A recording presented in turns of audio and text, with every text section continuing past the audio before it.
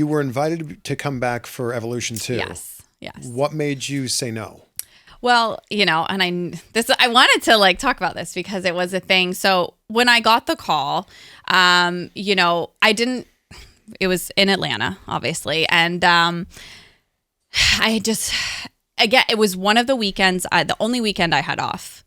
And I was like, and my kids, I think they had something going on.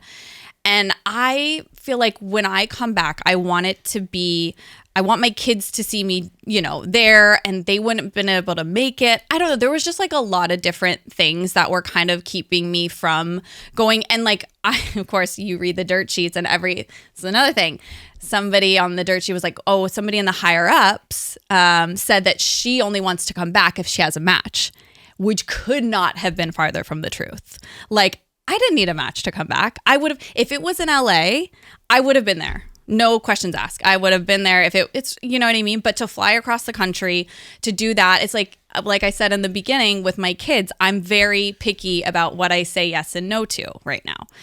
Maybe when they're, 6 or 7 and they're grown or, bigger and stuff like that, then I probably would have done it. But it's just like I said, that was the one weekend I had off. I didn't want to get them on a plane and do this. You know what I mean? There was just like a bunch of different things. Was it a last minute call? It was a last minute call. So if they had called you 6 months in advance, you probably would have done it. Probably. I would have been able to like clear everything and make sure. I think my husband had to work that weekend too. So then I was going to have to like figure out like, my nanny situation, you know what I mean? And it wasn't, like I said, if it was on the West Coast, I could have made it work. I could have figured something out. But it's like, my husband was he works he's an engineer. He's building the underground subways here in LA, and they were doing a night thing. So he was having to work. And it was just like a lot. And that's the thing, like it had nothing to do with wanting a singles match. And like someone said, the higher ups, and WWE knows exactly why I said no. And they were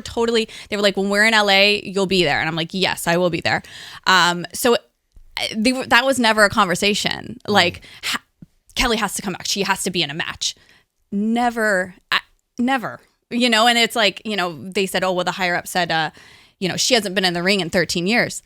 When I've done battle royals and stuff, I've gotten a call a week before, and I got in the ring and I wrestled every day because I was like, you know what I mean? So it has nothing to do with that.